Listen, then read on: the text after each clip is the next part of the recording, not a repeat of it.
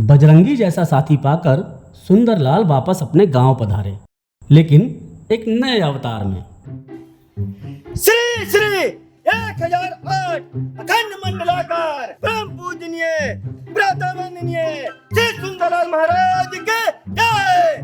श्री श्री 1008 अखंड मंडलाकार प्रातः पूजनीय परम वंदनीय श्री सुंदरलाल महाराज। ये कौन बाबा नवा आया है मार्केट में? श्री श्री 1008 अखंड मंडलाकार परम पूजनीय प्रातः वंदनीय श्री सुंदरलाल महाराज के जय। अबे ये तो नक्कटवा लागत है।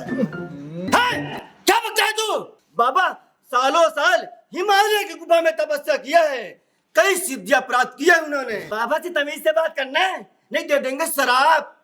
चल बाबा के बैठो, लगा जयकारा। नक्टा बाबा की श्री सुंदरलाल बाबा, नक्टा श्री सुंदरलाल बाबा की जय। नक्टा श्री सुंदरलाल बाबा की जय। नक्टा श्री सुंदरलाल बाबा की जय। नक्टा श्री सुंदरलाल बाबा की।